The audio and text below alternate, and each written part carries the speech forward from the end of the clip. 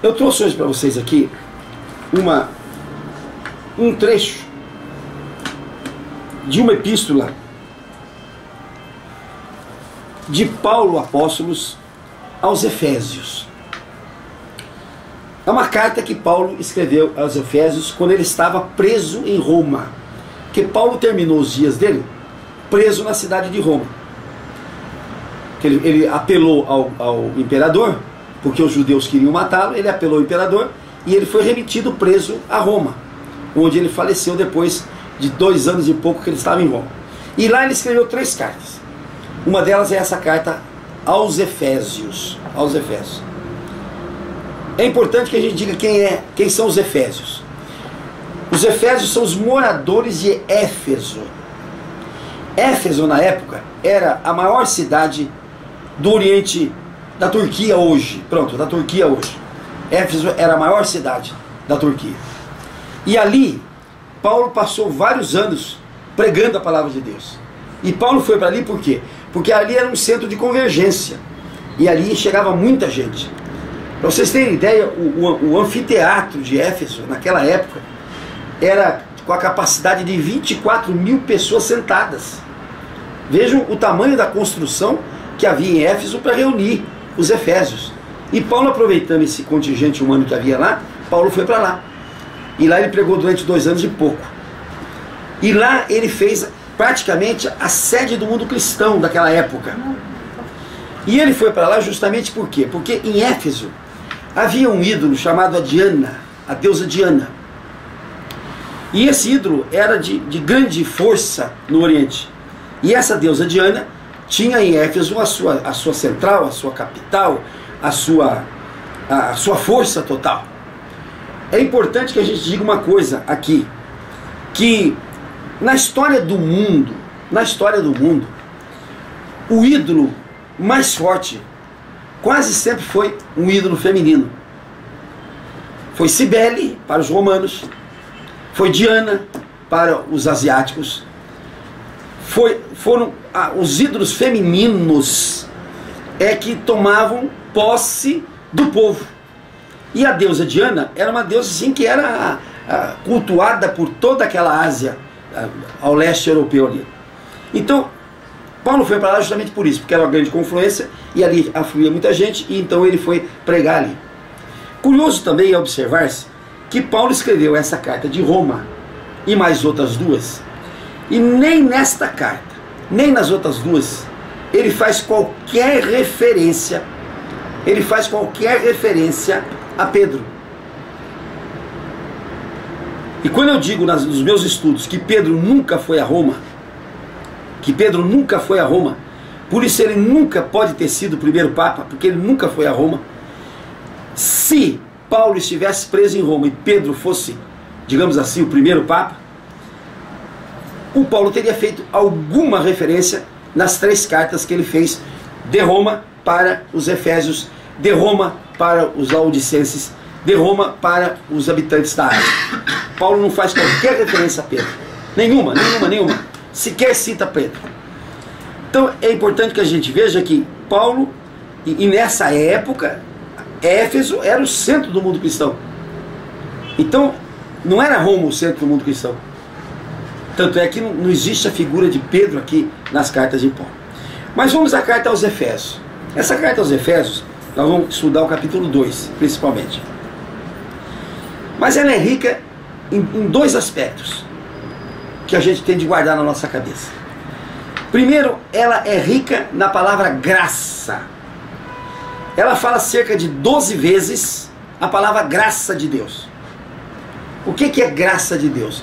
É o favor de Deus, é a benevolência de Deus, é o coração magnânimo de Deus, é a magnanimidade de Deus. Isso é a graça.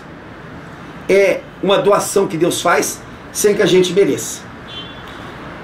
Um dos conceitos errados que nós aprendemos na nossa vida é que nós temos de fazer por merecer a graça de Deus. Isto faz com que a gente tenha um sentimento de culpa. Como é que eu vou merecer a graça de Deus se eu sou um pecador, se eu sou um errado, se eu errei tanto na minha vida, se eu fiz tanta bobagem, se eu fiz tanta coisa errada? Como é que eu vou merecer a graça de Deus? Aí a pessoa vai e começa a fazer obras. porque ela acredita que pelas obras ela vai receber a graça de Deus.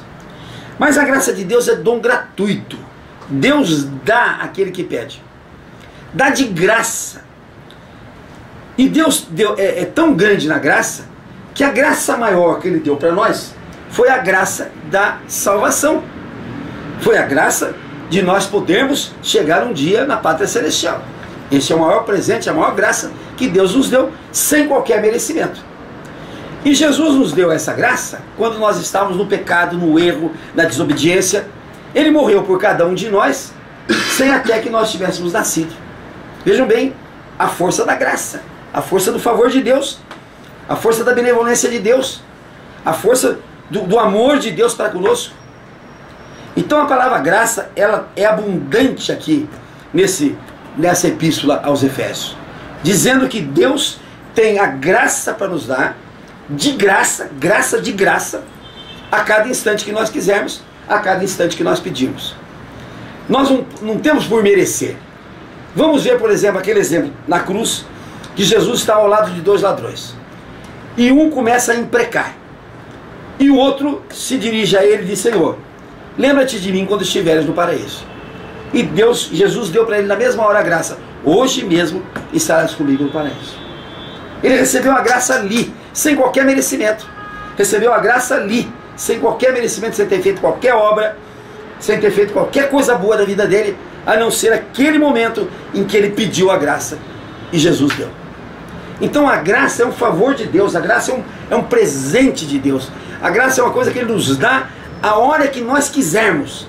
E o nosso problema é justamente esse: a gente não crer nesse poder de Deus de nos dar a graça, de crer no coração magnânimo de Deus que nos dá a graça a qualquer momento, a qualquer hora, desde que nós pedamos, de nós crermos que Deus tem prazer em nos dar a graça. E a gente fica bolando formas de querer compensar Deus, bolar formas de querer ser agradável a Deus, bolar formas de fazer obras e tudo mais, quando a graça de Deus é um negócio tão fácil de se obter. Não se precisa fazer como eu fiz, volto a dizer. Quantas vezes eu subi de joelhos aquela igreja ali de Bom Jesus de Pirapora, fui até lá em Iguape para andar de joelhos ali naquele Bom Jesus de Iguape. Isso Jesus não precisa nada disso. A graça dele é de graça, desde que o meu coração se abra para ele. E como nós dissemos ontem, ele mora dentro de nós. Eu não preciso ir longe, eu não preciso ir longe. É conversar com ele aqui agora. Conversar com ele aqui agora, nesse momento, que ele vai trazer para nós a graça que é dele. E ele pode dar, e ele quer dar a quem quiser esta graça, que é um favor que ele nos dá. E esta graça tem uma característica: ela não tem medida. Não é 1 quilo nem 2 quilos de graça, não é 1 metro nem 2 metros de graça. Graça é incomensurável, a graça é imedível, a graça é enorme, a graça é extensa, a graça é plena e total. Basta que nós queiramos. O negócio da nossa vida é isso: é entregar a nossa vida a Cristo e receber dele a graça, a benevolência, o favor que ele quer dar, que ele pode dar, que ele tem para dar. Outra característica dessa epístola aos Efésios, muito importante, é que ele combina a palavra graça com a palavra riqueza. Essa epístola aos Efésios, ela é rica na palavra riqueza. Muitas vezes ela repete a palavra riqueza: a riqueza de Deus, a riqueza da graça, a riqueza de Cristo, a riqueza. Então a palavra riqueza, ela é abundante dentro dessa epístola aos Efésios. E veja que interessante a combinação de graça e riqueza. Graça é favor, é benevolência. E riqueza, não preciso explicar para vocês que riqueza é todo aquele bem, é todo aquele dom, é toda aquela coisa que Deus tem para nos dar. E aqui nessa epístola ele diz que ele é rico para nos dar. Por isso, é bom que a gente fale mais uma vez que a riqueza é dom de Deus. A riqueza não é pecado. Pecado é avareza. Qual é a diferença de riqueza e avareza? Que a avareza é a riqueza endeusada. A avareza é a riqueza colocada nas mãos como se fosse um Deus. Isso é avareza.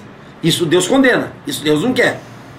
Mas a riqueza para usufruir é um dom de Deus. A riqueza para ter uma vida melhor é um dom de Deus, que Ele dá de graça. Que Ele dá de graça.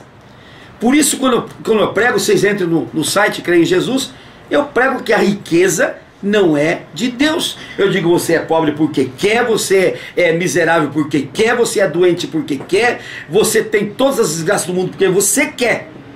Porque se você não quiser, você vai buscar a graça de Deus, que está nessa epístola a Efésios, e você vai ver que o dom de Deus, um deles é a riqueza, que Ele dá abundantemente a quem quiser. Desde que queira de verdade, desde que queira com sinceridade, desde que queira com fé. É isso que é o mais importante. E olha o que está escrito aqui. Ele nos deu, vamos aqui para trás um pouquinho, no capítulo 1.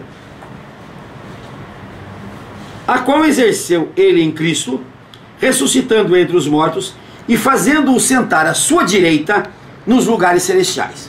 Então Deus faz com que Cristo sente à sua direita nos lugares celestiais. E diz assim, que Ele coloca Cristo acima de todo principado, e potestade, e poder, e domínio, de todo nome que se possa referir não só no presente século, mas também no vindouro.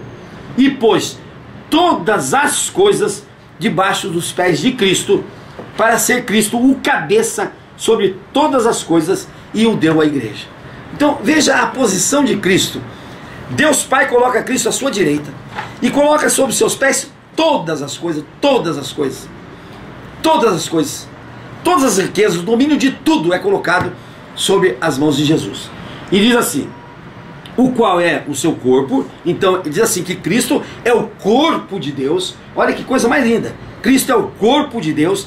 Cristo é a corporificação de Deus. É a plenitude de Deus, que enche todas as coisas. Então é muito importante que a gente coloque na nossa vida o conhecimento de Cristo, porque Ele é a plenitude de Deus. Ele é a corporificação de Deus. Ele é a plenitude de Deus. Por isso que Cristo diz, ninguém vai ao Pai senão por mim. Ninguém vai chegar a Deus se não for por intermédio de Jesus. E Paulo diz na epístola, a primeira epístola a Timóteo, no capítulo 2, versículo 5, ele diz assim, há um só mediador entre Deus e os homens, Cristo, homem. Então não tem outra medianeira, não tem outro mediador, não tem ninguém que possa nos levar a Cristo, que possa nos levar a Deus, senão Cristo. Ele é o único mediador. Aí continua aqui. Ele vos deu vida, estando vós mortos nos vossos delitos e pecados. Gente, preste bem atenção a essa expressão mortos. Tem muita gente que está viva, respirando, mas está morta. Morta por quê? Não tem saúde, não tem paz, não tem prosperidade, não tem família, não tem emprego, não tem nada na vida. Quer dizer, está morto, está respirando ainda pela misericórdia de Deus. E Deus esperando que ele busque a graça dele. E Deus esperando que ele pegue as riquezas dele. Então Jesus nos deu vida quando nós estávamos mortos dos nossos delitos e pecados. E por que a gente fica morto no delito e pecado? É quando a gente continua no pecado, a gente quer pecar, a gente não sai do pecado, a gente acha que é assim mesmo, a gente acha que Deus é que tem de se adaptar às nossas vontades, né? Um exemplo claro disso é o caso dos homossexuais. A Bíblia proíbe, a Bíblia diz que é abominável, a Bíblia diz que é amaldiçoado o homem que se deita contra o homem. Está escrito aqui. Aí os homossexuais dizem, não, mas isso aqui é coisa antiga, esse Deus que falou isso é velho, decrépito, já passou, ele já não está mais no nosso tempo. A Bíblia diz, abençoado é o leito matrimonial. Aí os de hoje dizem assim, casar para quê? Não precisa. Por que casar? Junta, se não der certo, larga. E agora nem isso mais tem, que pode casar e largar na mesma hora, pode casar agora e largar daqui um pouquinho, que a lei não obriga ninguém a ficar junto, né? Casou, não gostou do sorriso da mulher, pronto, já pode voltar no cartório e se divorciar. Então, nos pecados que andamos outrora, segundo o curso desse mundo, segundo o príncipe da potestade do ar. Quer dizer, a maioria do nosso povo anda segundo o príncipe da potestade do ar, ou seja, a potestade infernal. A potestade infernal do espírito que atua nos filhos da desobediência. Nos filhos da desobediência. A maioria do nosso povo anda na desobediência. Não quer obedecer a lei de Deus. Não quer viver a lei de Deus. Quer viver na desobediência. E na desobediência, ele pertence ao cão. Ele pertence ao Satanás. É importante que vocês saibam que existem duas filiações. Não três, duas. Ou é filho de Deus, ou é filho do cão. Ou é filho de Deus, ou é filho do diabo. Não tem filho de Maria, não tem filho de Santo Inácio, não tem filho de São Francisco, não tem filho de São José, nada disso. Ou é filho de Deus, ou é filho do cão. O filho do cão são os desobedientes, aqueles que não querem obedecer. Agora, o cão tem muita coisa para dar para nós nesse mundo, mas cobra um preço altíssimo. Um preço altíssimo. Agora Deus tem a riqueza total para nos dar pela graça. A riqueza que nós quisermos. E o preço dele é a glória celestial, a glória de Deus. Vejam a diferença em a gente ser filho de Deus ou querer ser filho do cão. Aqui continua. Entre os quais também todos nós andamos outrora. Paulo diz, todos nós andamos no mundo do cão. E é preciso sair desse mundo do cão. Segundo as inclinações da nossa carne, fazendo a vontade da carne e dos pensamentos. E éramos por natureza filhos da ira. Então, a situação normal do homem é ser filho da ira, é ser filho da desobediência. Agora, o que faz Jesus? Nos tira dessa ira, nos tira dessa desobediência e nos leva para o mundo da luz. Esse é o papel de Jesus. Quem quiser viver nas trevas, continue dando a mão para o diabo, passeando com o diabo, continue vivendo com o cão. Agora, quem quiser sair disso, se agarre a Jesus e viva no mundo da luz. Mas Deus, sendo rico em misericórdia, por causa do grande amor com que nos amou, estando nós mortos em nossos delitos, nos deu vida, juntamente com Cristo, pela graça nós somos salvos. Então o custo da salvação é nenhum, eu não preciso pagar nada para a salvação. Salvador tem 360 igrejas, por quê? Porque o custo da salvação daquela época era construir uma igreja. Eu podia ser o maior bandido do mundo. E os construtores da igreja geralmente foram os bandidos mesmo, porque era o jeito que eles tinham para poder achar que estavam salvos, era construir uma igreja. Deus não quer nada disso. Deus quer que a gente creia em Jesus e nós somos salvos pela graça. Nós saímos do mundo das trevas pela graça de Deus. E juntamente com Ele, nos ressuscitou e nos fez assentar nos lugares celestiais em Cristo Jesus. E Cristo está, veja bem, acima de todo poder, acima de todo domínio, acima de todo nome que se possa referir, não só no presente século, mas no vindouro. E pôs todas as coisas debaixo dos pés de Jesus. É Ele que determina, é Ele que faz, é Ele que manda, é Ele que nos guia, é Ele que tem para nos dar. E é nele que nós temos de buscar. E o mais interessante, o mais gostoso disso tudo, é que Ele tem prazer em nos dar. Ele quer nos dar. Ele quer que a gente vá buscar isso tudo, essa riqueza dele. Diz assim: pois somos feitura de Deus, criados em Cristo, para as boas obras, as quais Deus de antemão preparou para que andássemos nela.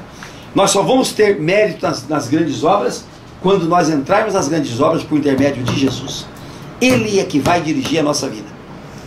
Quem quiser ter uma orientação nova de vida, é essa orientação que tem de ter. Não ande mais sozinho. Ande em companhia de Jesus. Busque Jesus. É como eu dizia ontem no final da nossa reunião. Eu dizia que Jesus está à nossa porta batendo. Isso está escrito em Apocalipse. Eis que estou à tua porta e bato. Quem abrir, eu vou entrar e vou cear com ele. Mas nós teimamos em comer o nosso angu, sozinho, chorando, gemendo, nesse vale de lágrimas. Foi a oração que eu aprendi quando eu era criança. Que eu choro e gemo nesse vale de lágrimas, como um amaldiçoado filho de Eva. Olha só a coisa que me impingiram na minha alma. Quando eu sou um abençoado filho de Deus e tenho de viver alegre e contente nesse vale de bênçãos que Deus preparou para mim. Amém? Amém. Glória a Deus.